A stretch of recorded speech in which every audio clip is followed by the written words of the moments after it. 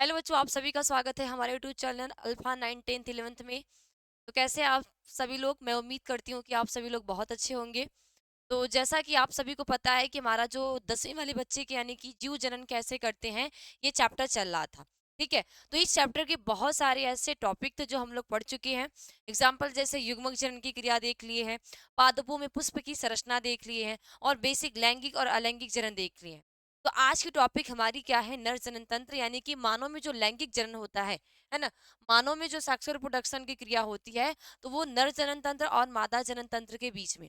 तो आज की क्लास में हम पढ़ेंगे नर जनन तंत्र क्या होते हैं, ये किन किन भागों से मिलकर बना है और इनके प्रत्येक भाग का क्या क्या कार्य होता है। ओके, तो सभी बच्चे लिंक को शेयर कर दीजिए ताकि जितने भी बच्चे अभी नहीं आए हैं वो सब क्लास में आ जाए, फिर क्लास को स्टार्ट करें। और आप सभी बच्चों से मैं ये कहना चाहती हूँ कि जो पीछे का आप लोग नहीं पढ़ रहे हो या जो बच्चे पढ़ रहे हैं, आप रिवीजन करते हुए चलिए। देखो, अगर आप अपने 10th में बोर्ड एग्जाम में बहुत अच्छे नंबर से पास होना चाहते हो, तो अब से पढ़ाई स्टार्ट कर दो। अब बिल्कुल मत देरी करो कि एग्जाम के लिए भी फरवरी आएगा। फरवरी जब आएगा तो हम जनवरी में पढ़ना स्टार्ट करेंगे। भाई, जनवरी में ठंडी इतनी तेज होती है कि बिस्तर में से निकलने का मन नहीं करता। ठीक है, तो जो पढ़ना है अभी पढ़ लो कि बस उस टाइम क्या रह जाए, एग्जाम का टाइम रिवीजन करने के लिए ही रह जाए। ओके, चलिए क्लास को स्टार्ट करते हैं। तो आज की टॉपिक हमारी क्या है? नर जनन तंत्र की संरचना। क्या है? नर जनन तंत्र की संरचना के बारे में हम लोग करने वाले। क्या पढ़ेंगे? नर जनन तंत्र की संरचना क्या होती है। ओके, चलो, तो सभी बच्चे हेडिंग डालेंगे नर जनन तंत्र की संरचना। नर जनन तंत्र। ठीक, नर जनन तंत्र। और नर जनन तंत्र को हम कहते हैं male reproductive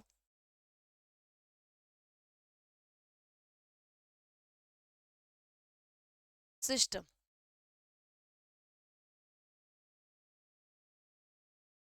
male reproductive system क्या बोलते हैं?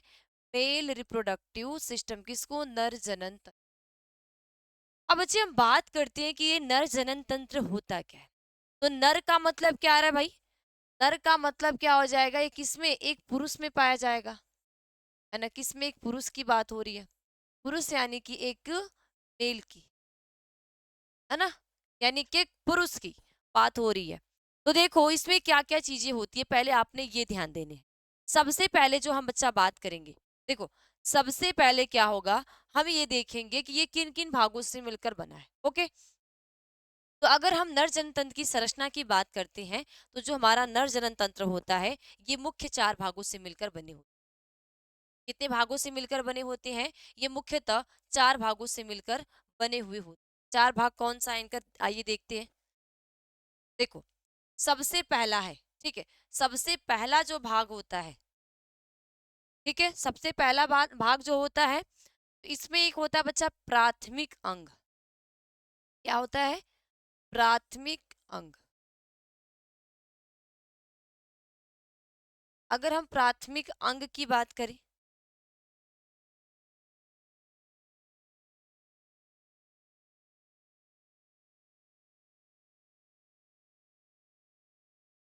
अब अगर इस प्राथमिक अंग की बात करेंगे कि ये प्राथमिक अंग क्या होते हैं, तो सबसे पहले आपको ध्यान क्या देना है, ये जो प्राथमिक अंग होते हैं, उनमें एक जोड़ी क्या होगा?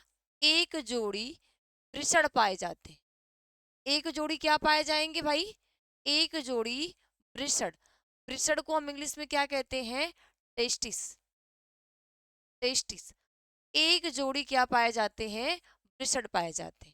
तो मेल में जो प्राथमिक अंग होता है, प्राथमिक अंग का मतलब प्राइमरी ऑर्गन, तो मेल का जो प्राथमिक अंग होगा यानी जो प्राइमरी ऑर्गन होगा, उनमें एक जोड़ी क्या पाए जाते हैं? वृषण पाए जाते हैं, जिसको हम क्या बोलते हैं? टेस्टिस कहते हैं। ठीक, उसके बाद दूसरा जो अंग आता है, दूसरा जो अंग आता है वो क्या आता है? सहायक अंग। सहायक अंग। अब अगर हम सहायक अंग की बात करेंगे कि वृषण में सहायक अंग कौन कौन से होते हैं, तो सभी बच्चे कमेंट में लिखो कि वृषण के सहायक अंग कौन कौन से होते हैं। ठीक है, तो देखो, सहायक अंग को हम बोलते हैं एसेसरी ऑर्गन। अब इसमें हम सहायक अंग की बात करेंगे, हमेशा ध्यान देना, वृषण पालिका। अब ये चीजें कहाँ प्रेजेंट होती, मैं एक एक आपको बताऊंगी। वृषण पालिका, ठीक है।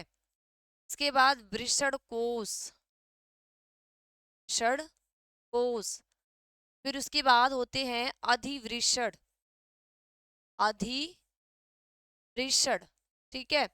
अधिवृषण के बाद शुक्रवाहक, शुक्रवाहक, है ना। और शुक्रवाहक के बाद होती है शुक्र नलिका, शुक्र नलिका। और शुक्र नलिका के साथ साथ सखलनी नलिका। कौन सी नलिका होती है, या हम मूत्र मार्ग भी बोल सकते हैं, ठीक है। ये जो मूत्र मार्ग होगा, मूत्र मार्ग, ठीक है। और मूत्र मार्ग के बाद एक नाम एक भी कह सकते हैं, सखलनी, सखलनी, सखलनी नलिका। तो ये जितने भी होंगे, ये पुरुष का एक सहायक अंग होगा। यानी कि देखो, ये प्राथमिक अंग जो वृषण है, ये इनमें शुक्राणु निर्माण की क्रिया को दर्शाएगा, लेकिन ये जो सहायक अंग है, ये शुक्राणु निर्माण की क्रिया को नहीं दर्शा। ये क्या करेगा, जो शुक्राणु निर्माण की क्रिया होगी, उस क्रिया को ये सो ही नहीं करेगा। सो कौन करेगा, यानी दर्शाएगा कौन, ये हाँ, ये जरूर करेगा कि जो इनके द्वारा युग्मक बनेंगे, उनको एक माध्यम देगा, एक रास्ता देगा जहां इसको मेन जाना है ना। तीसरा आता है, जो तीसरे अंग की हम बात करते हैं, तो तीसरे अंग होती है सहायक ग्रंथि, सहायक ग्रंथियां, सहायक ग्रंथियां। तो सहायक ग्रंथियां जो होती है, पुरुष में तीन होती। एक क्या होता है, शुक्राशय, ठीक है। क्या होगा, शुक्राशय होता है। दूसरा प्रोस्टेट ग्रंथि, प्रोस्टेट ग्रंथि। और तीसरा बल्बो यूरेथ्रल ग्रंथि। तीसरा क्या होगा, बल्बो, बल्बो यूरोथ्रल या यूरेथ्रिल ग्रंथि को हम काउपर ग्रंथि कहते हैं। इसको एक और नाम जानते हैं, जान लो, इसको हम काउपर ग्रंथि के नाम से भी जानते हैं, काउपर। तो ये मनुष्य में तीन सहायक ग्रंथियां होती हैं, ठीक। इसके बाद चौथा पार्ट क्या आता है, बाह्य जनेंद्रिया का, ठीक है। चौथा पार्ट कौन सा आ जाएगा, बाह्य जनेंद्रिया, ठीक है। क्या आएगा, बाह्य जनेंद्रिया,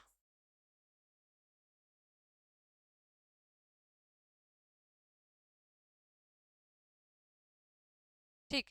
बाह्य जनेंद्रिया क्या है, सिसन हो गया, सिसन आच्छद हो गया, ठीक है। बाह्य जनेंद्रिया में क्या आ जाएगा, सिसन मुड और अग्रछिद,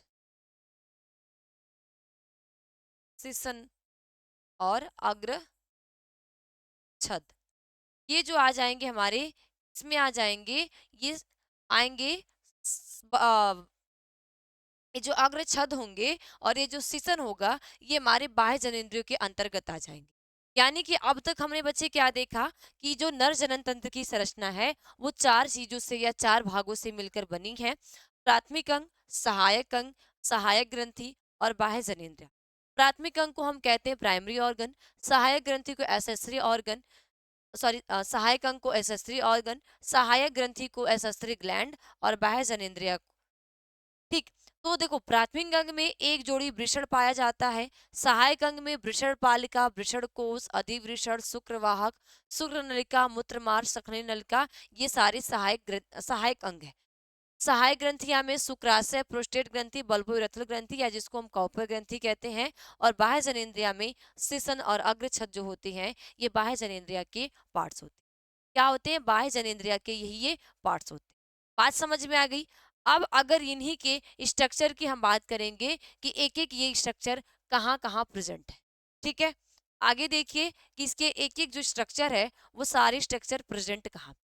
देखो, अगर देखो, वृषण की बात करते हैं, तो मनुष्य में, है ना, ये जो मानव है, एक वृषण यहाँ है, ठीक है। और यहीं पे सेकेंड है। हमने क्या बात की, कि जो मनुष्य है, मनुष्य में एक जोड़ी वृषण पाए जाते हैं। तो मनुष्य में कितने जोड़ी वृषण पाए जाते हैं, एक जोड़ी वृषण पाए जाते हैं। ओके, तो एक जोड़ी ये हो गया, एक जोड़ी ये। इसके बाद हमने क्या बोला कि ये जो वृषण होता है ये वृषण कोश में सुरक्षित होता है। ये इसका एक वृषण कोश आवरण होता है। इसका क्या होता है? एक आवरण होता है। ठीक, क्या होगा?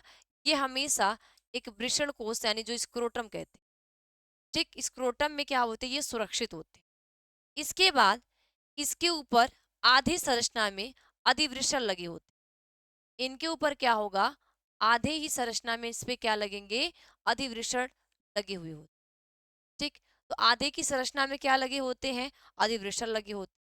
अधिवृषण के बाद इनसे ही बीच में जब हम देखेंगे, है ना, इस वृषण का हम सेक्शन कट करके जब देखते हैं, इनमें वृषण पालिका होती है। क्या होती है? इनमें वृषण पालिका होती है।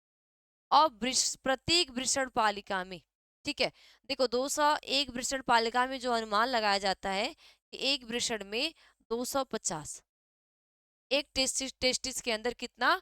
250 वृषण पालिकाएं होती।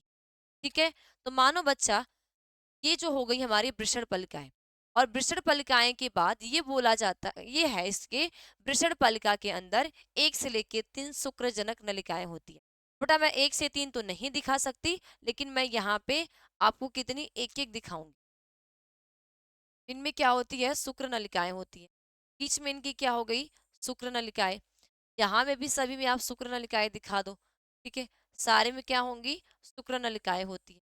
फिर उसके बाद प्रत्येक शुक्र नलिका में, प्रत्येक शुक्र नलिका जो होती है उनमें 2 सेल्स होती है, एक नर जन्म कोश का और एक सटोली कोश का। तो आप एक क्या बनाओगे? नर जन्म कोश का। सभी में नर जन्म कोश का। ठीक है, सभी में क्या बनाओगे? नर जन्म कोश का। और नर्म जन्म कोशिका के साथ साथ एक में पाई जाती है सटोली कोश। क्या पाए जाएंगी? सटोली कोशिका। तो यहीं पे क्या बना लो? सटोली का बना लो, है ना। देखो एक वृषण शुक्र नलिका में, एक वृषण पालिका में 1 से 3 शुक्र नलिका होती है, और प्रत्येक शुक्र नलिका की जो संख्या होती है उसमें दो कोशिकाएं होती है, एक नर्मजर कोशिका और एक सटोली कोशिका। मैं अभी नेमिंग भी आपको करके दिखाऊंगी कैसे आपको नेमिंग दिखाना है। अब क्या होता है बच्चा कि यहाँ पे यही जो नलिकाएं होती है ये आगे जाके एक जालक के रूप में खुलती। ठीक है, ये सभी नलिकाएं निकलती हैं, सभी से ये नलिकाएं निकलेंगी, और ये सभी जो नलिकाएं निकल के आगे एक गुच्छ के रूप में बनाती है, जिसको जालक के रूप में संरचना बनाती है। उसी संरचना को हम कहते हैं वृषण जालिका कहते हैं। जब ये गुच्छ के रूप में संरचना निकलेंगी तो आगे एक जालक बना लेती हैं, नेट लाइक स्ट्रक्चर, और इसको हम कहते हैं वृषण जालिका। ठीक, तो क्या पाए जाते हैं? वृषण जालिका भी पाई जाती है।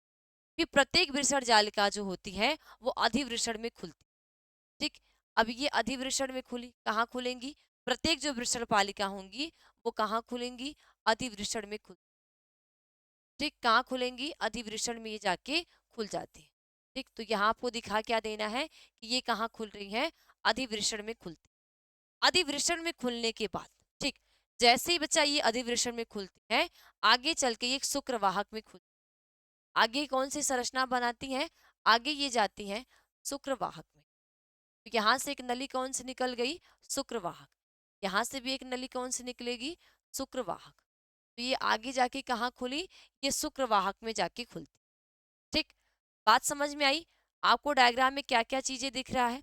देखो, हमने एक वृषण बनाया, ये जो वृषण है, ठीक है, ये वृषण कहाँ खुला? वृषण के अंदर वृषण पालिका। ठीक, वृषण पालिका में क्या है? शुक्रजनक नलिका। शुक्रजनक नलिका में नरजनक कोशिका, सटोली कोशिका। अभी मैं आपको एक एक नेमिंग बताऊंगी, पहले हम डायग्राम बना लेंगे तब। ठीक, अब ये क्या करेंगी बच्चा? ये आगे चल के, ये आगे जाएंगी, आगे जाके कहाँ खुलती हैं? शुक्राशय में। ये दोनों जो ग्रंथियां होंगी, ये दोनों जो ग्रंथियां होंगी ये आगे जाके कहाँ खुलेंगी? जो हमारी शुक्राशय होती है, ठीक है, शुक्राशय में खुलती है। ठीक, तो यहाँ पे कहाँ खुली? ये यहाँ पे आ गई दोनों। ठीक, दोनों क्या आ गई? यहाँ पे ये प्रेजेंट हो गई। ओके, ठीक है। अब देखो ये यहीं पे आके दोनों क्या हुई, खुल गई। अब यहीं पे खुलने के बाद यहाँ पे प्रोस्टेट ग्रंथि हो, क्या पाई जाती है, प्रोस्टेट ग्रंथि। तो ये दोनों जो साइड्स में होती, यहाँ यहाँ साइड्स में क्या पाई जाती है, प्रोस्टेट ग्रंथि। ये प्रोस्टेट ग्रंथि आगे जाके एक संरचना बनती है, जहाँ पे इसको कंदमुत पत्र ग्रंथि कहते हैं। ठीक है, ये गोली जैसी संरचना बनती है, इस गोली वाली संरचना को हम कहते हैं कंदमुत पत्र ग्रंथि। और यहीं पे हमारे साइड में क्या होती है, शुक्राशय। ठीक है, साइड में क्या होगा, ये शुक्राशय होता है। ठीक है, एक इधर शुक्राशय है और एक इधर शुक्राशय, ये दोनों साइड में शुक्राशय होते हैं। और ये इन्हीं में से हमारी कौन सी नलिका निकली होती है, यहीं से जो हमारी मूत्र नलिकाएं निकली होती। ठीक, दोनों साइड से। ठीक है, यहाँ दोनों साइड से कौन सी नलिका हमारी निकलेगी, ये जो मूत्र नलिकाएं होंगी ये निकली होती। और ये कहाँ जुड़ी होंगी, हमारी किडनी से जुड़ी होती। क्योंकि भाई जब मूत्र का निर्माण, और यहाँ पे ये मूत्राशय वाला भाग, ठीक है, ये मूत्राशय वाला भाग हो जाता है। ओके, अब देखो यहाँ पे होता क्या है। अब नीचे जाके एक संरचना में खुल जाती है। ये संरचना धीरे धीरे नीचे जाती है, और नीचे जाके एक जो छिद्र होता है, पोर छिद्र, उस पोर छिद्र में ये खुल जाता है। अब इस पोर छिद्र पे खुलने के बाद इनके श्वसन आक्षत यानी कि कई सारे इनके भाग भी होते हैं। ठीक है, क्या होंगे, कई सारे भाग भी होते हैं, जो कि हम इसको कहते हैं, ये श्वसन मुंड से क्या है, क्या है, ये श्वसन मुंड से ये आगे का जो आच्छद होता है, आगे के आच्छद को हम क्या कहते हैं, श्वसन मुंड कहते हैं। क्या कहते हैं, आगे वाले इसके आक्षद को क्या बोला जाता है, कि ये श्वसन मुंड है, जो कि मूत्र में खोलता है। तो इतनी चीजें आपने नहीं ध्यान देनी है, बस आपको एक एक चीजों को समझना है। अगर हम बेटा नेमिंग करते हैं, तो अब आपको एक एक नेम आप देखिए क्या क्या लिखा गया है। देखो, ये वाला जो भाग है, ये जो भाग है, ये क्या है, वृषण कोश है। ठीक, ये कौन सा भाग है, ये भाग हो जाएगा वृषण कोश का। ठीक है, तो दोनों साइड कौन सी संरचना आ गई, वृषण कोश की आ गई। अब इसके अंदर ये कौन सा भाग है, वृषण है।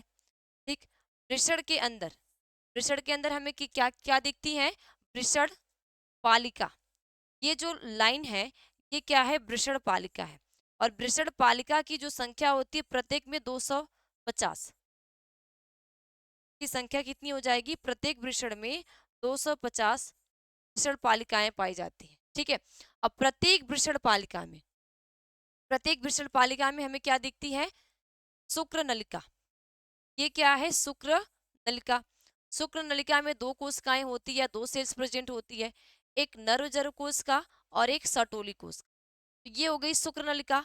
अब इस शुक्र नलिका के अंदर आपको दो सेल्स नजर आ रही है। ये जो ग्रीन वाली सेल्स है, ये क्या है, नरजर्म कोशिका। यही करेगी विभाजन। ठीक है, और विभाजन के दौरान क्या करेगी, मेल युग्मक यानी कि शुक्राणु का निर्माण की क्रिया को शो करेगी।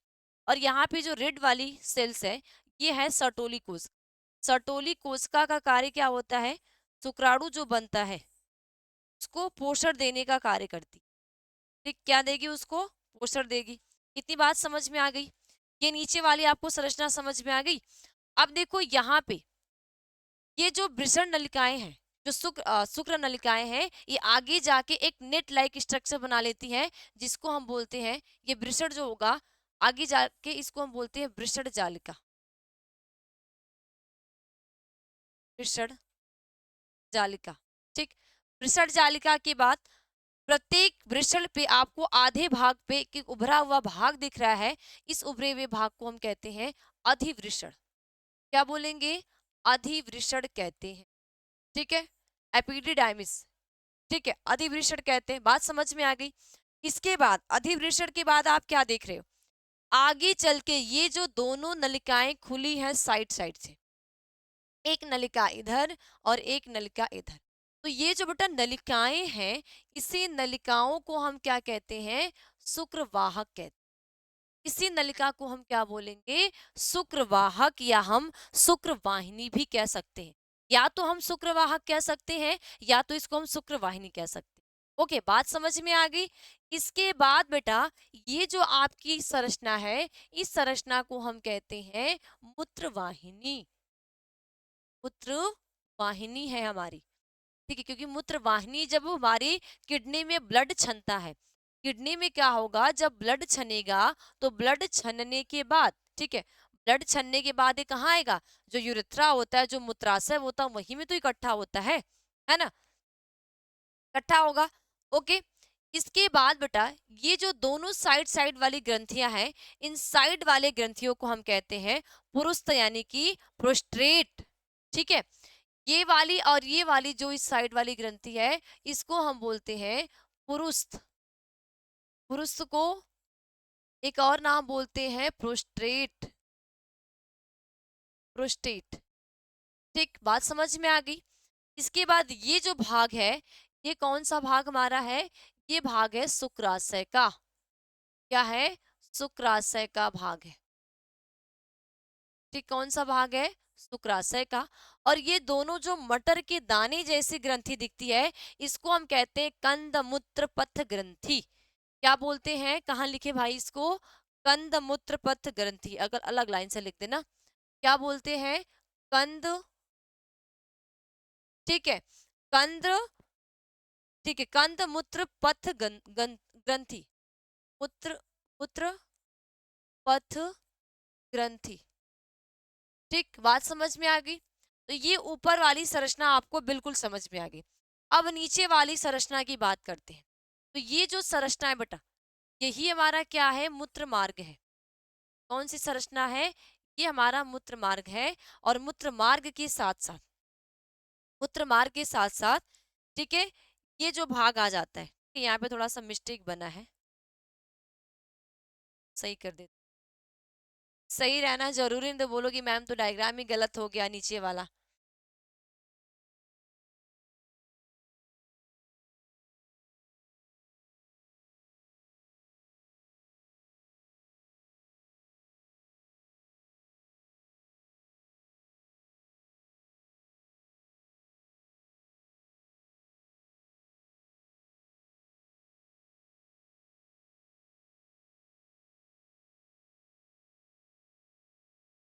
ठीक है, ये इसका अग्रछद होता है।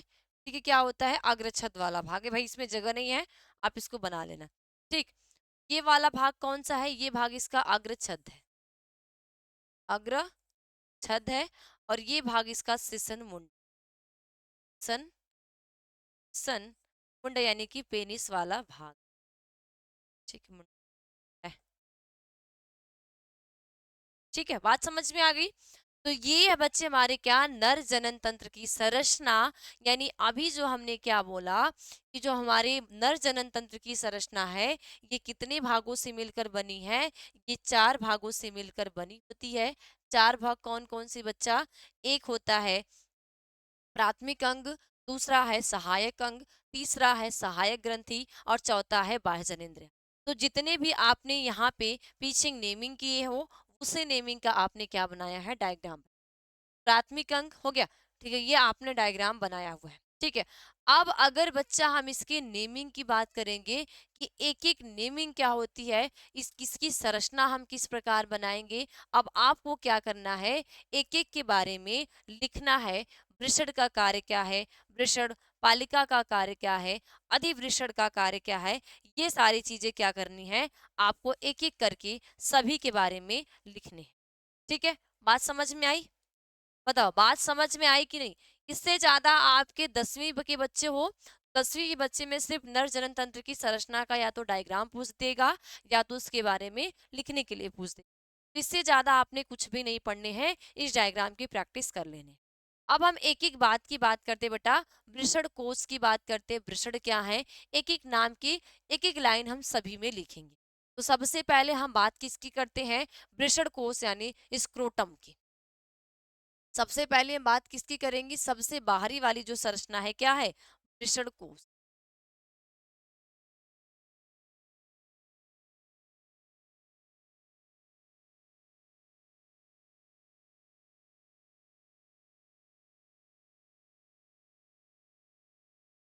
स्क्रोटम की बात करेंगे। स्क्रोटम की, स्क्रोटम क्या होता है, देखो शरीर में उदर गुहा में, ठीक है, शरीर में उदर गुहा के बाहर एक थैली में स्थित होते हैं जिसे वृषण कोश कहते हैं। ठीक है, शरीर में वृषण उदर गुहा के बाहर एक थैली में स्थित होते हैं जिसे हम क्या कहते हैं, वृषण कोश कहते हैं। तो पहले क्या लिखोगे, शरीर में वृषण, ठीक है, शरीर में वृषण,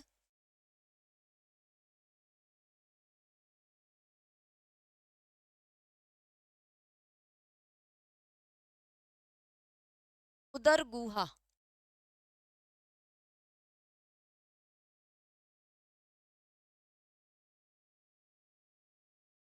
उदर गुहा के बाहर स्थित होते हैं। ठीक है, बाहर स्थित होते हैं।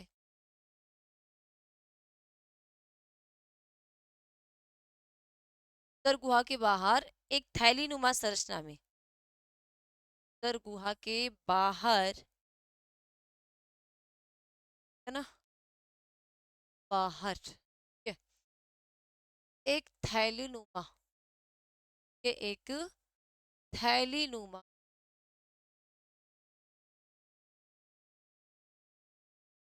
संरचना में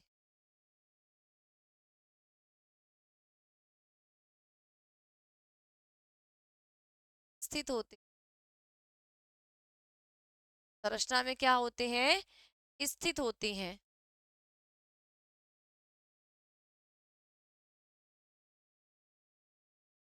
से वृषणकोश कहते हैं, से क्या कहते हैं, वृषणकोश कहते हैं, यानी कि स्क्रोटम कहते हैं। क्या बोलते हैं बच्चा, स्क्रोटम यानी कि वृषणकोश कहते हैं। और वृषणकोश तापमानों को, ठीक है, वृषणकोश, ठीक है, वृषणकोश विषणों विषणों के तापमानों के 2 से 2.5 डिग्री सेल्सियस कम रखने में सहायक होता है। ठीक है, नेक्स्ट पॉइंट क्या लिखोगे कि वृषणकोश, ठीक है, नेक्स्ट पॉइंट, वृषणकोश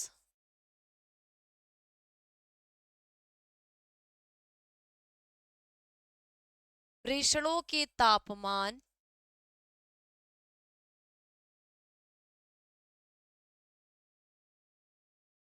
तापमान शरीर के तापमान, ठीक है, वृषणों के तापमान शरीर के तापमान से, शरीर के तापमान से 2 से 2.5 डिग्री सेल्सियस या 2 से 3 डिग्री सेल्सियस। बच्चे अक्सर अक्सर कंफ्यूज हो जाते हैं, तो कहीं पे आपको 2 से 2.5 डिग्री सेल्सियस और कहीं पे 2 से 3 डिग्री सेल्सियस होता है। तो ये इतना इनका अनुमान होता है कितना तापमान पे ये शुक्र जनन की क्रिया होती है। तो वृषण कोष वृषणों के तापमान, ठीक है, तापमान को शरीर के तापमान से, तापमान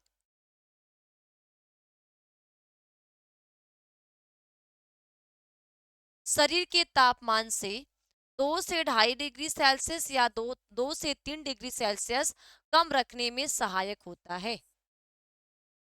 कम रखने में,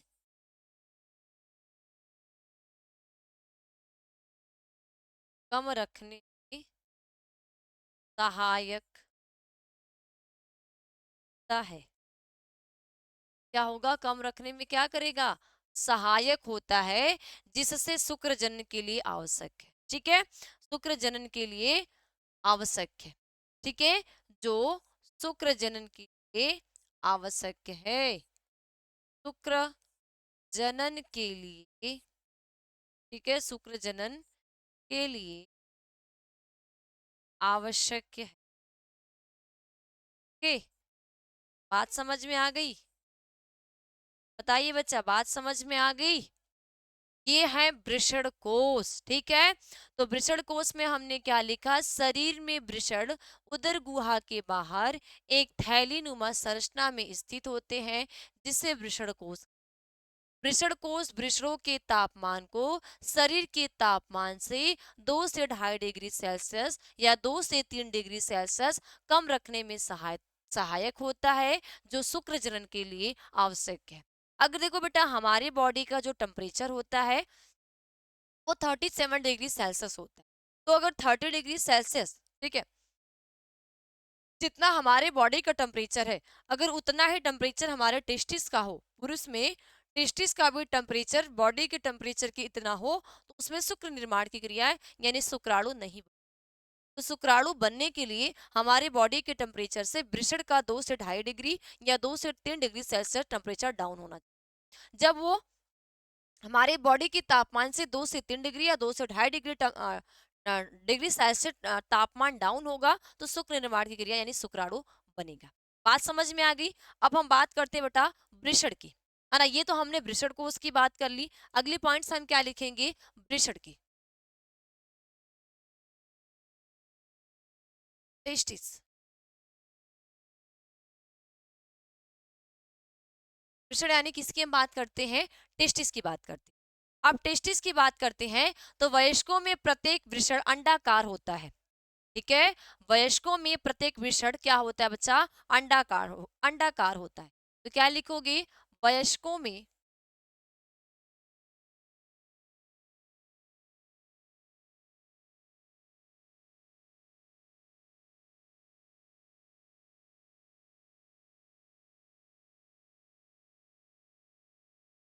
अंडाकार।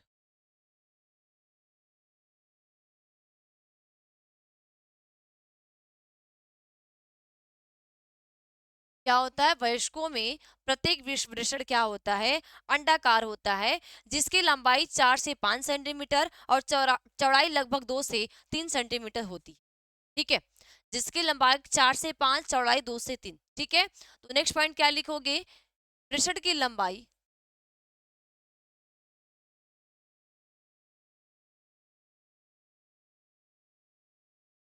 लंबाई लगभग 4 से 5 सेंटीमीटर एवं चौड़ाई चौड़ाई 2 से 3 सेंटीमीटर होती है। 2 से 3 सेंटीमीटर क्या होगी, इसकी चौड़ाई होती है। ध्यान देना, लंबाई कितनी होगी, 4 से 5 सेंटीमीटर, चौड़ाई कितनी होती है, 2 से 3 सेंटीमीटर। ठीक है, और वृषण 3 आवरणों से आवृत रहता है। वृषण जो होता है ये 3 प्रकार के आवरणों से आवृत रहता है। ओके, नेक्स्ट पॉइंट में आप क्या लिखोगे, नेक्स्ट पॉइंट क्या लिखोगे, प्रत्येक वृषण में, प्रत्येक वृषण में 250 कक्ष होते हैं। 250 क्या होते हैं, कक्ष होते हैं। प्रत्येक वृषण में 250 क्या होते हैं बच्चा, कक्ष होते हैं, जिन्हें वृषण पालिकाएं कहते हैं। जिन्हें हम क्या बोलते हैं, वृषण पालिकाएं, जिन्हें वृषण पालिकाएं पालिकाएं ठीक है, जिन्हें हम क्या कहते हैं, वृषण पालिकाएं कहते हैं। क्या बोलेंगे, वृषण पालिकाएं कहते हैं। बात समझ में आ गई। प्रत्येक वृषण पालिकाएं में, नेक्स्ट पॉइंट क्या लिखोगे, प्रत्येक वृषण पालिकाएं में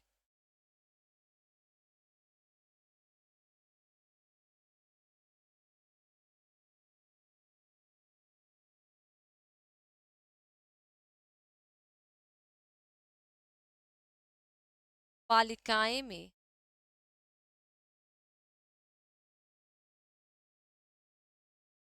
1 से 3 अति कुंडलित,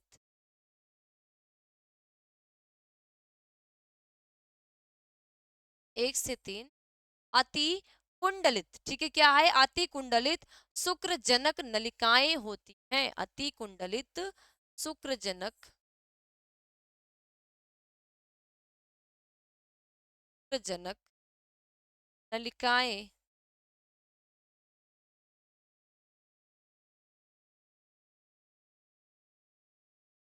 नलिकाएं की है। क्या होंगी, क्या होती है बच्चा, नलिकाएं होती है। और आगे क्या लिखोगे, प्रत्येक नलिकाओं में, नेक्स्ट पॉइंट, प्रत्येक नलिकाओं में, प्रत्येक, देखो ज्यादा ज्यादा मैं नहीं लिखवाऊंगी, बस आपको जितना जरूरी है, प्रत्येक नलिकाओं में एक नर जन्म कोशिका, एक नर जन्म कोशिका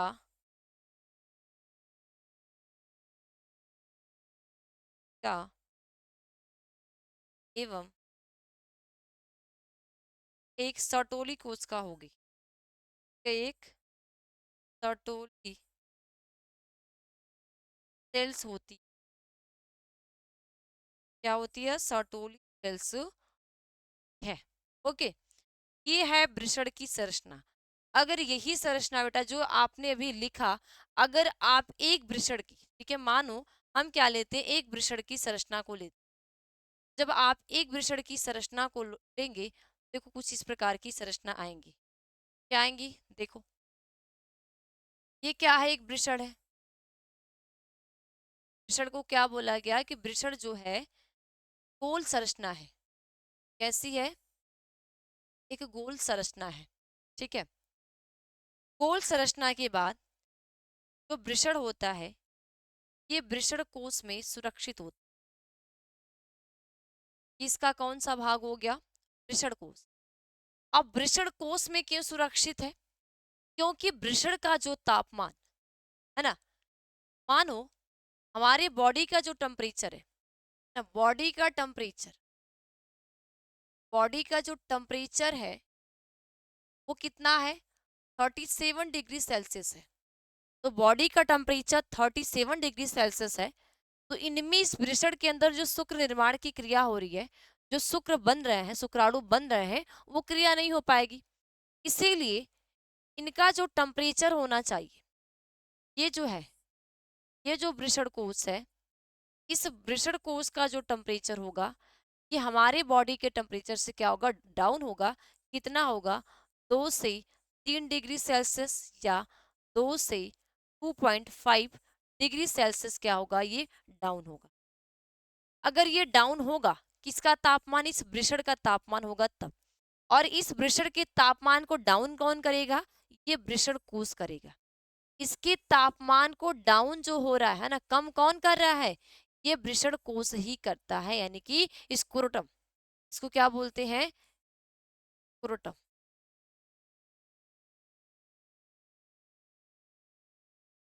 बात समझ में आ गई? इसके बाद हमने क्या बोला अभी? प्रत्येक वृषण पालिका में, प्रत्येक वृषण में कितनी पालिकाएं होती हैं? 250।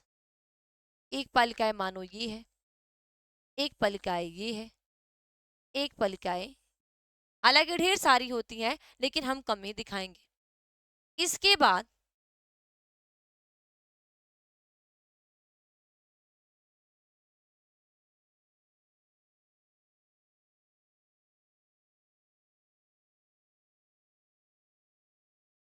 ठीक कितनी होती है? हालांकि 250 होती है, लेकिन हम कितना दिखाएंगे? कितना दिखाएंगे भाई? कितना? कम ही दिखाएंगे ना। तो ये क्या है? वृषण पालिकाएं। वृषण पालिकाएं। अब इनकी संख्या कितनी है भाई? अब 250 तो दिखा नहीं सकते, तो कितने होते हैं? 250 कक्ष होते। यानी कि ऐसे ऐसे ही सच सोचो, एक इतना छोटा सा भाग में, एक इतना छोटू सा भाग है जिसकी लंबाई कितनी है? लंबाई कितना बोल रहा है? जो लंबाई है, लंबाई 4 से, ठीक है, लंबाई कितनी है? 4 से 5 सेंटीमीटर क्या है ये? इसकी लेंथ है। लंबाई कितनी है? 4 से 5 सेंटीमीटर। अगर इसकी चौड़ाई की बात करें, इसकी बात करोगे चौड़ाई की, चौड़ाई कितनी है? 2 से 3 सेंटीमीटर। तो ये सोचो, 4 से 5 सेंटीमीटर इसकी लंबाई है, 2 से 3 सेंटीमीटर इसकी क्या है? चौड़ाई है। और इतने से छोटू से भाग में उसके अंदर इसी तरह की कितने वृषण पालिकाएं, कितने कक्ष हैं? 250 कक्ष हैं। इसके बाद क्या बोला कि प्रत्येक वृषण कक्ष में क्या होंगे? 1 से 3 शुक्रजनक नलिकाएं होती। तो मानो बच्चा, यहाँ पे हमने क्या ले ले? हम 2 ले ले। एक शुक्रजनक नलिका ये है और एक शुक्रजनक नलिका यहाँ पे ये। हालांकि हम दो दो ही दर्शा देते हैं, ज्यादा हम नहीं दर्शा।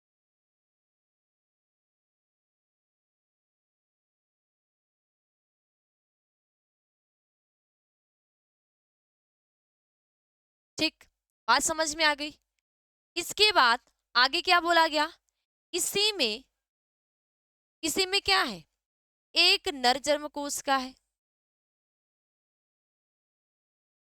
क्या है, एक नर जन्म कोश का, ये नर जन्म कोश का, इसमें भी ये नर जन्म, इसमें भी नर जन्म, इसमें भी यही है, सारे में नर जन्म। और नर जन्म के साथ साथ क्या बोला गया, एक क्या है, सर्टोली कोश का। तो भाई सर्टोली कोशिका को व्हाइट से दिखा दे, यहाँ पे क्या है, ये सर्टोली कोशिका, जो व्हाइट वाली है ये क्या है, सर्टोली का है।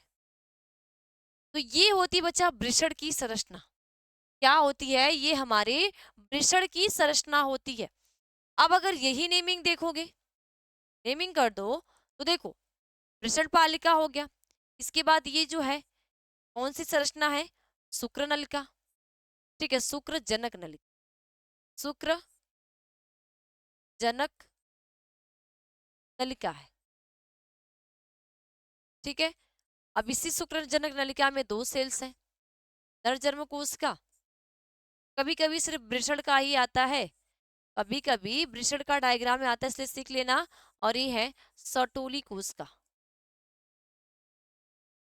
सर्टोली कोशिका। बात समझ में आ गई, बताओ, समझ में आ गई बात। इसी के बाद बच्चे इन्हीं से आगे चल के नलिकाएं निकलती है, प्रत्येक से नलिकाएं निकलेंगी, ये जो शुक्रजनक नलिकाएं होंगी ये आगे चल के एक नेट लाइक जाल बनाती हैं, क्या बनाएंगी, नेट लाइक जाल बनाएंगी। और ये नेट लाइक जाल आगे एक वृषण जालक में खुलेगी, क्या हो गया, ये वृषण जालक हो गया, ठीक, वृषण जालक या शुक्र जालक, ठीक है। और यहीं पे एक अधिवृषण हमारा होता है, तो ये इसी में जाके खुलेंगी, और अधिवृषण से खुलने के बाद, ठीक है, अधिवृषण और अधिवृषण से खुलने के बाद जो शुक्रवाहक होते हैं ये आगे खुल जाते हैं शुक्रवाहक, ये शुक्र को क्या करेंगे, एक रास्ता प्रदान करेंगे। तो ये बच्चा हमारा किसका डायग्राम है, ये डायग्राम हमारा किसका हो गया, वृषण का। जब हम एक अनुप्रस्थ काट करते हैं तो हमें इस प्रकार की संरचनाएं देखने के लिए मिलती। और यही चीज जो आपने यहाँ पे नोट की है, देखो आगे यहाँ जो आपने नोट किया, आपने इस डायग्राम में देखा कि आपको ये सारी संरचनाएं दिख रही, फिर आगे चल के आपने ये जो नोट किया है ना, ये दोनों जो पॉइंट आपने नोट किया है, यही दोनों पॉइंट आपकी कहाँ पे आएगी, इस डायग्राम के अंदर आए। बात समझ में आ गई कि नहीं, आई कि नहीं आई, बोलो आई कि नहीं आई। अब हम बात करते हैं किसके, नेक्स्ट पॉइंट हमारी किसकी हो जाती है, अधिवृषण का कार्य क्या है, किसका कार्य है, अधिवृषण। तो नेक्स्ट पॉइंट क्या हो जाएगी बच्चा, अधि अधिवृषण। अधिवृषण को इंग्लिश में बोलते हैं एपीडी, एपीडीडाइमिस, क्या बोलते हैं, एपीडी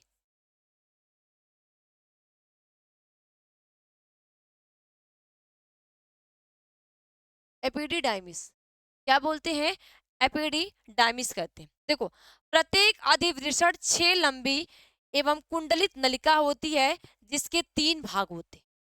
प्रत्येक जो अधिवृषण होते हैं ये 6 मीटर लंबी कुंडलित नलिका होती है जिनके 3 भाग होते हैं, ठीक है। तो पहली पॉइंट क्या लिखोगे, प्रत्येक अधिवृषण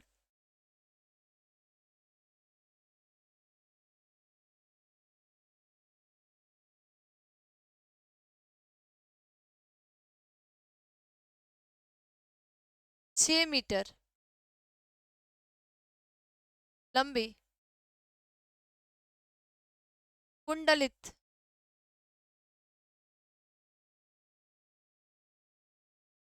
संरचना होती है,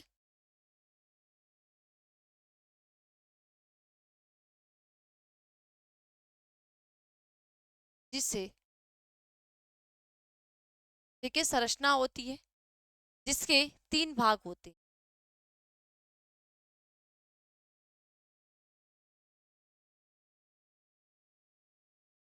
के क्या होते हैं, 3 भाग होते हैं बच्चा, कितने भाग होंगे, जिसके 3 भाग होते हैं।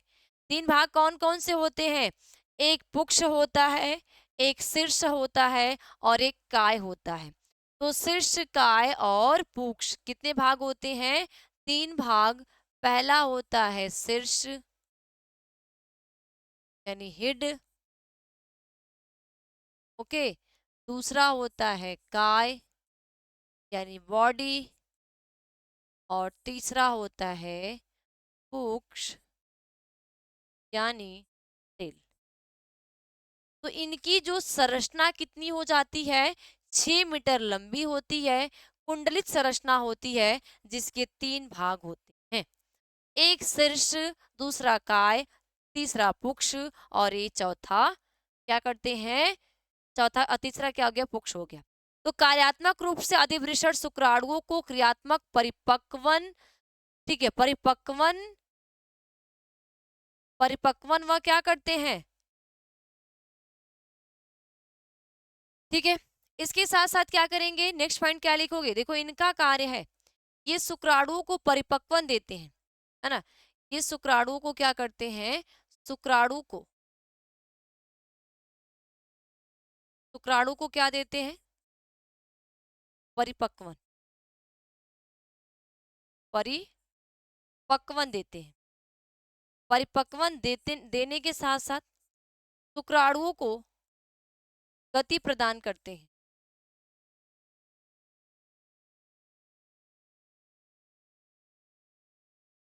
गति प्रदान करते हैं।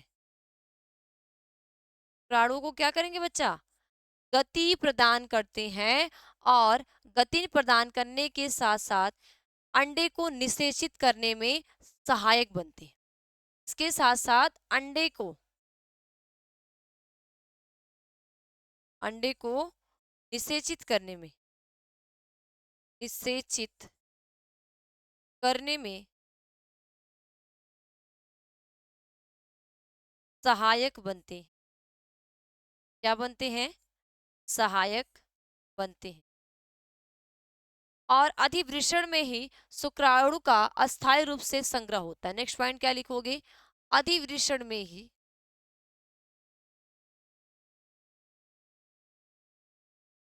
अधिवृषण में ही शुक्राणु का अस्थायी रूप से संग्रह होता है, में ही शुक्राणु का अस्थायी रूप में,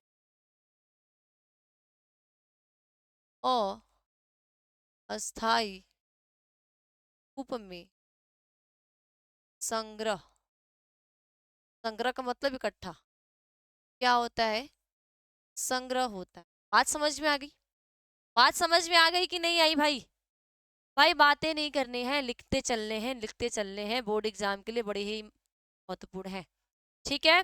तो अधिवृषण में हमने क्या देखा, एपिडिडाइमिस यानी प्रत्येक अधिवृषण 6 मीटर लंबी कुंडलित संरचना होती है, और प्रत्येक वृषण के तीन भाग होते हैं, शीर्ष, काय, पुक्ष, और शुक्राणुओं को परिपक्वन देते हैं, शुक्राणुओं को गति प्रदान करते हैं, अंडे को निषेचित करने में सहायक बनते हैं, और अधिवृषण में ही शुक्राणु का अस्थायी रूप से संग्रह होता है।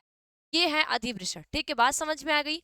अब हमारा कौन सा आता है, शुक्राशय, कौन सा भाग आ जाएगा, शुक्राशय, शुक्रवाहक वाला भाग, ठीक है, कौन सा भाग, शुक्रवाहक। तो नेक्स्ट पॉइंट क्या हो जाएगा, शुक्रवाहक, क्या होगा, शुक्रवाहक, शुक्रवाहक। अब शुक्रवाहक का कार्य क्या है भाई, शुक्रवाहक के कार्य क्या होते हैं, कोई बच्चा बता सकता है शुक्रवाहक का कार्य क्या होता है।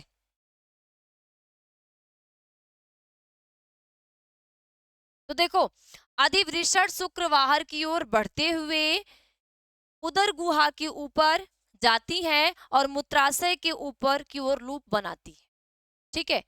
अधिवृषण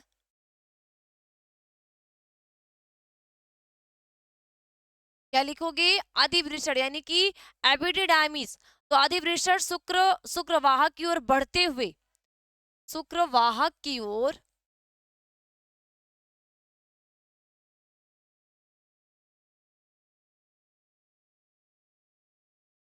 बढ़ते हुए, ठीक है, शुक्रवाहक की ओर बढ़ते हुए उदर गुहा के ऊपर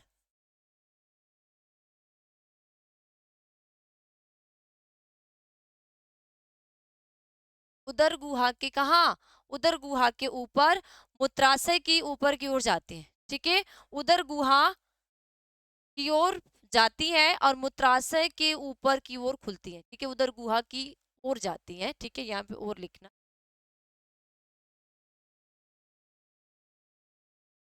और जाती है एवं मूत्राशय में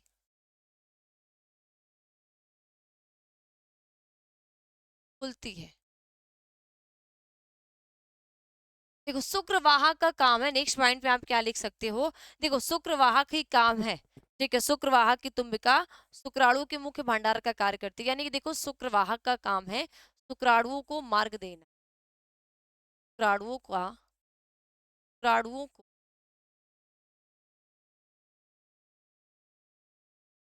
मार्ग देना, तो ये रास्ता प्रदान करती है। ठीक है, मार्ग देना यानी कि क्या करेंगे भाई, रास्ता ही तो देंगी, जब रास्ता देंगी तभी तो ये शुक्राशय में जाके इकट्ठित होंगे। जब ये मार्ग देंगी तभी तो कहाँ जाएंगे, शुक्राशय में जाएंगे, शुक्राशय में जाएंगे तो वहां पे स्टोर हो जाएंगे। ठीक है, अगला क्या आता है, अगला आता है शुक्राशय। ठीक है, ये तो सहायक ग्रंथियां ये सारी हो गया। अब अगर हम ग्रंथियां की बात करते हैं, किसकी बात करते हैं, सहायक ग्रंथियों के बारे में, किसकी बात करोगे बच्चा, सहायक ग्रंथि। तो सहायक ग्रंथि कहाँ आएगी, शुक्राशय। सहायक ग्रंथि सबसे पहली कौन सी है, शुक्राशय है।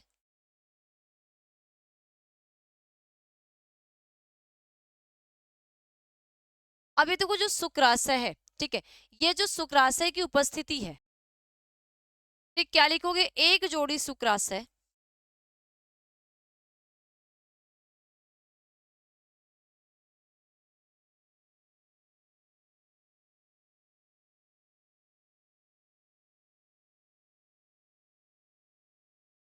मूत्र मार्ग की, या सॉरी मूत्राशय की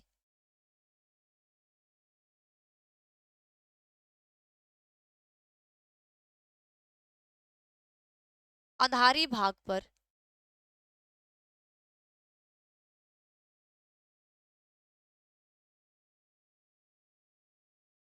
स्थित होते हैं। क्या होते हैं, आधारी भाग पे क्या होंगे, ये स्थित होते हैं यानी कि प्रेजेंट होते हैं। ये ग्रंथियां एक क्षारी गाढ़े पदार्थ का स्रावित, ठीक है, ये ग्रंथियां, नेक्स्ट पॉइंट, ये ग्रंथियां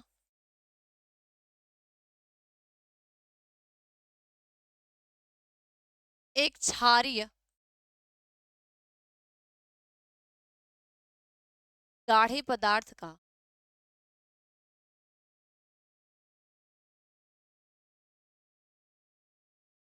श्रावण करती है,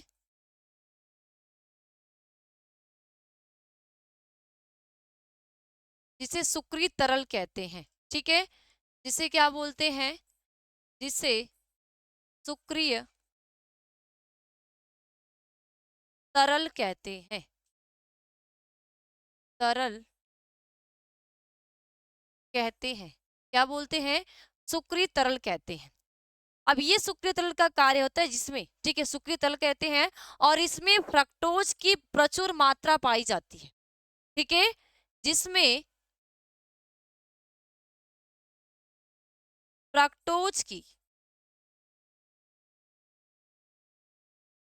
फ्रक्टोज की प्रचुर, ठीक है, प्रचुर मात्रा पाई जाती है। ठीक है, क्या होती है, प्रचुर मात्रा पाई जाती है। फ्रक्टोज की क्या होती है, ढेर सारी मात्रा पाई जाती है। और फ्रक्टोज शुक्राणु के लिए महत्वपूर्ण पोषक पदार्थ है। और फ्रक्टोज क्या होगा, नेक्स्ट पॉइंट, फ्रक्टोज फ्रक्टोज शुक्राणु के लिए, शुक्राणु के लिए महत्वपूर्ण, ठीक है, महत्वपूर्ण पोषक पदार्थ है। क्या है, पोषक पदार्थ है।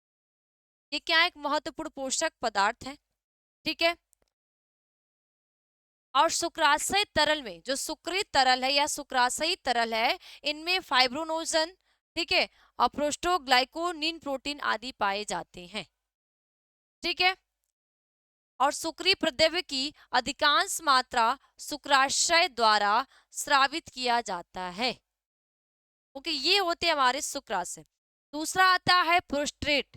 ठीक, शुक्राशय क्या है कि एक जोड़ी शुक्राशय मूत्राशय के आधारिक भाग पर क्या होते हैं, स्थित होते हैं। एक ग्रंथियां एक क्षारी गाढ़े पदार्थ का स्रावण करती हैं, जिसे सुकृत तरल कहते हैं, जिसमें फ्रक्टोज की प्रचुर मात्रा होती है। और फ्रक्टोज की जो होगा वो शुक्राणु के लिए महत्वपूर्ण पोषक के लिए उत्तरदायी होता है, या एक महत्वपूर्ण पोषक पदार्थ होता है। ठीक, तो ये हो गया शुक्राशय। दूसरा क्या है, प्रोस्टेट। नेक्स्ट हेडिंग क्या है, प्रोस्टेट।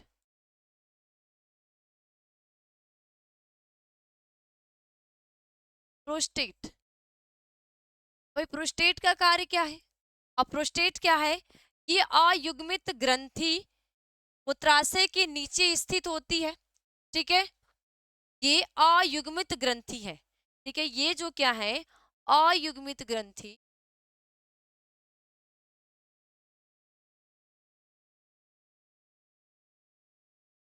अयुग्मित ग्रंथि मूत्राशय की, ठीक है, कहाँ पे, मूत्राशय के नीचे स्थित होती है।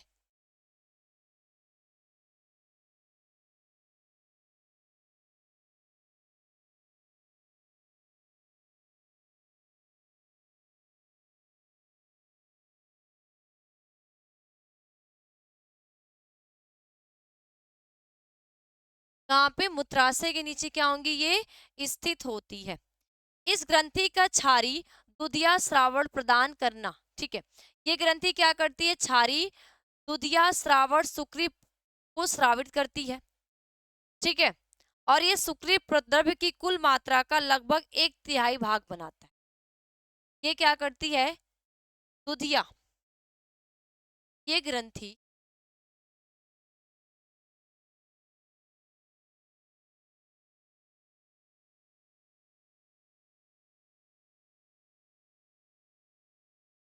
दुधिया तरल पदार्थ का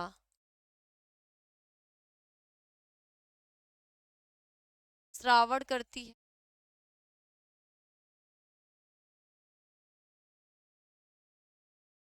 ये क्या करती है, श्रावण करती है। जो सुक्री प्रद्रव्य का, सुक्रिय प्रद्रव्य का एक तिहाई भाग बनाती है। एक तिहाई भाग को बनाती है। क्या करेगी, एक तिहाई भाग को ये बनाने का कार्य करती, क्या करती है, जो एक तिहाई भाग को बनाती है। ठीक है, इसके श्रावण में कैल्शियम, ठीक है, स्कंद परिपक्वन होते हैं। इसके श्रावण में क्या पाए जाते हैं, इसके श्रावण में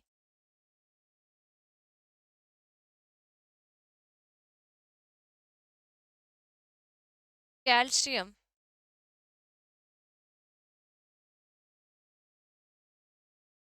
पाए जाते हैं। क्या होते हैं भाई, इसके श्रावण में क्या पाए जाएंगे, इनके श्रावण में कैल्शियम पाए जाते हैं। ध्यान देना, उनमें फ्रक्टोज की मात्रा ज्यादा है और इनमें कैल्शियम की मात्रा ज्यादा है।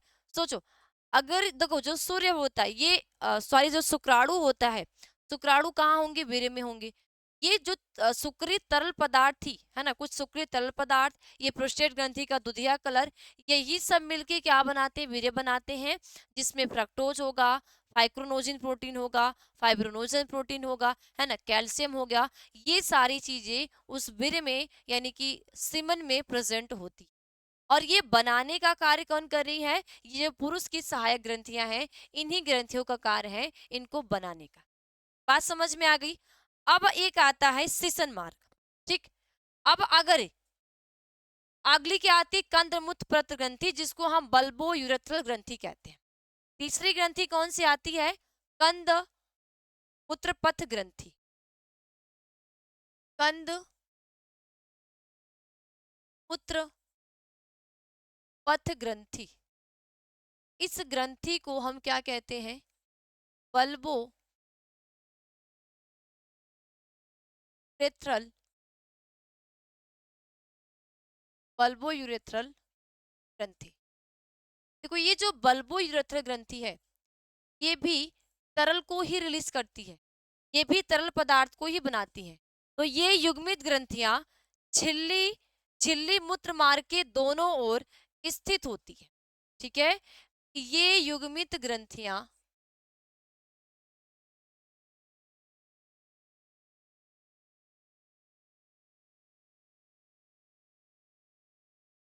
ग्रंथियां झिल्ली, ठीक है, झिल्ली युक्त, ठीक है, झिल्ली युक्त मूत्र मार्ग, ठीक है, मूत्र मार्ग के दोनों ओर स्थित होती है।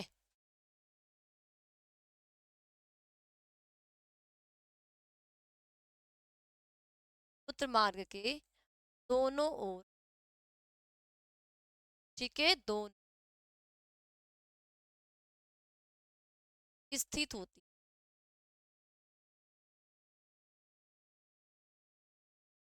क्या होंगी, स्थित होती, ठीक है। स्थित होने के साथ साथ ये क्या करती हैं, मैथुन क्रिया के दौरान एक ग्रंथिया मूत्र मार्ग में एक स्रावी द्रव्य स्रावित करती है। ठीक है, इन ग्रंथियों का कार्य है कि मैथुन क्रिया के दौरान, नेक्स्ट पॉइंट क्या लिखोगे, मैथुन क्रिया के दौरान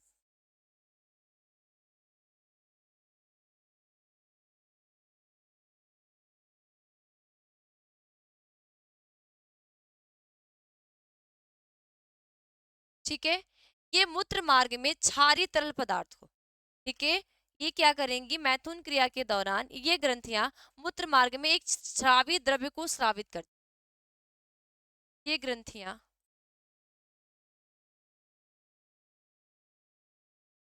मूत्र मार्ग में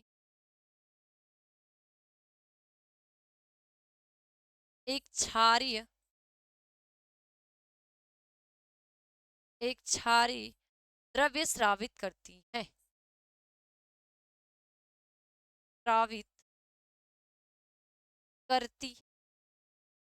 भाई इन स्रावित कार्य का कार्य देखो, उनका कार्य है भाई वीर्य को बनाना, तो इनके द्वारा जो रिलीज हो रहा है इनका कार्य क्या होगा, ये कौन से कार्य को करती है, देखो इनका कार्य है मूत्र के कारण, ठीक है, क्या करती, स्रावित करती हैं। ठीक, अब इनका कार्य क्या है, इनका कार्य है कि जो मूत्र मार्ग में, है ना, जो कि द्रव्य स्रावित करती हैं, जो मूत्र मार्ग में, नेक्स्ट आगे क्या लिखोगे, जो मूत्र मार्ग में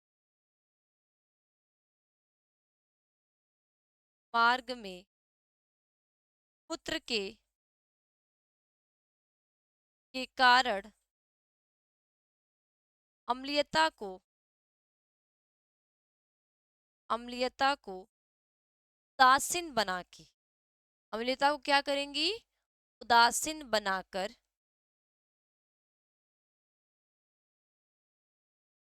उदासीन बनाकर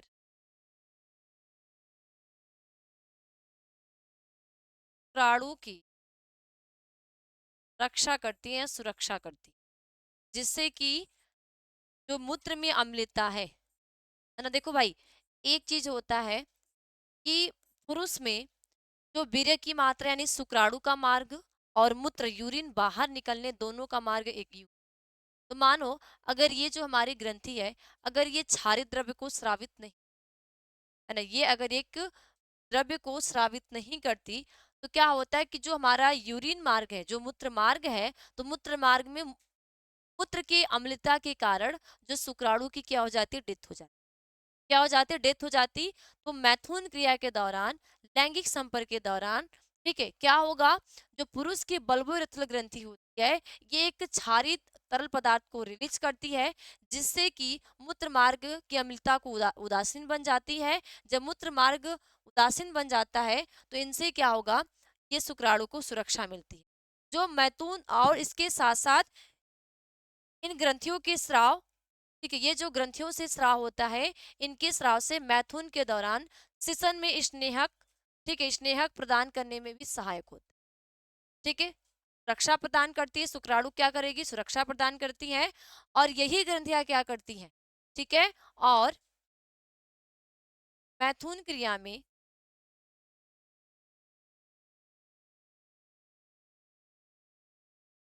श्वसन को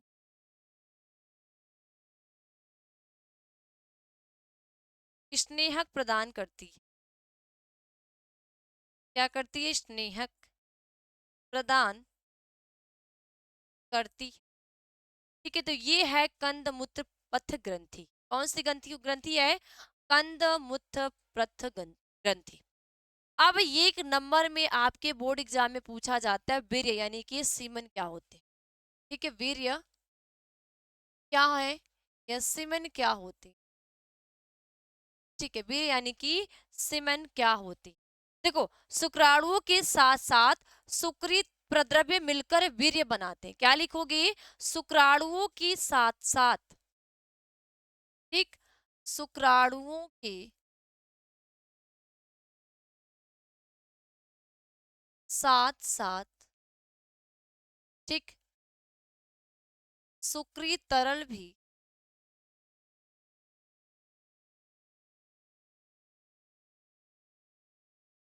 मिलकर मिलकर ये तरल भी मिलकर क्या बनाते हैं भाई? वीर्य बनाते हैं। वीर्य बनाते हैं। क्या बनाएंगे? शुक्राणुओं के साथ सुकृत तरल भी मिलकर क्या बनाते हैं? किस निर्माण की क्रिया करते हैं? वीर्य निर्माण की क्रिया करते हैं। तो वीर्य का पीएच मान जो होता है 7 से 35 से, ठीक है, 7.35 से 7.50 होती है, यानी कि हल्का क्षारीय होता है। तो पीएच का, ठीक है, वीर्य का पीएच मान, पीएच मान कितना होगा? 7.35 से 7 कितना हो जाएगा? 50, यानी कि हल्का क्षारी। हल्का क्षारी, देखो अम्लीय नहीं होगा, क्षारी होगा, लेकिन कैसा होगा? हल्का क्षारी होता है। ये पीएच मान पूछा जाता है। वीर्य का पीएच मान कितना होता है? पुरुष में वीर्य का पीएच मान कितना होता है? आप बताओगे 7.35 से 7.50, यानी कि 7.35। देखो, 7 अगर है, 1 से लेके 7 तक है तो वो अम्लीय है, 7 से अधिक है तो वो क्षारी है। यहाँ पे 7 से अधिक है लेकिन बहुत ज्यादा मात्रा में नहीं है, इसलिए हल्का ही क्या है? क्षारी है। और वीर्य में सामान्य शुक्राणु की संख्या 20 से 120 मिलियन, ठीक है, होती है।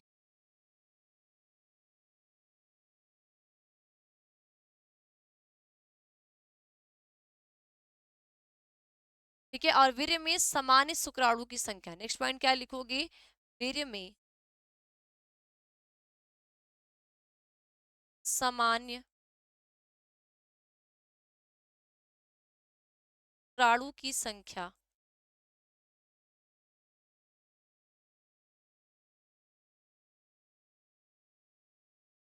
ठीक है, शुक्राणु की संख्या 20 से 120, ठीक, 20 से 120 मिलियन प्रति, ठीक है, मिलीलीटर होती, मिलीलीटर होती है। ठीक है, कितनी होगी? कितनी होती? और मैथुन क्रिया के दौरान पुरुष से 20 से 30 करोड़ शुक्राणु सकृत करता है। ठीक, और देखो मैथुन क्रिया के दौरान,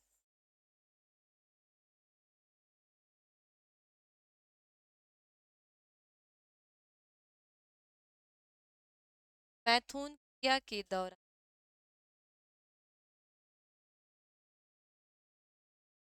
ठीक है, यानी कि जब सेक्सुअल इंटरकोर्स होगा तो सेक्सुअल इंटरकोर्स के दौरान 20 से 30 करोड़ शुक्राणु क्या होते हैं? वीर्य से सकृत होते हैं। ठीक है, तो 20 से 30 करोड़ शुक्राणु, है ना, सखलित होते, सखलित हैं। यानी जब वीर्य सेचन की क्रिया होगी, मैथुन क्रिया हो रही है, मैथुन क्रिया में जब वीर्य सेचन की क्रिया होगी तो एक बार में जो शुक्राणु की संख्या होगी, है ना, एक बार वीर्यसेचन की क्रिया के दौरान जो शुक्राणु की संख्या होगी कितनी होगी, 20 से 30। कितनी होगी बच्चे, 20 से 30 होती है। ठीक है, ओके, बात समझ में आ गई। अब भाग कौन सा आता है, लास्ट वाला भाग, सिसन भाग। ठीक है, लास्ट भाग कौन सा आता है, सिसन। जो सिसन क्या है, पुरुष का बाह्य जनेंद्रियों के अंतर्गत आता है। लास्ट भाग कौन सा आएगा, सिसन। सिसन को क्या कहते हैं, पेनिस। क्या बोलते हैं, पेनिस कहते हैं। अब देखो ये सिसन भाग का कार्य क्या है। सिसन भाग का कार्य क्या है कि सिसन पुरुष की बाहरी जनेंद्रिया है। ठीक है, सिसन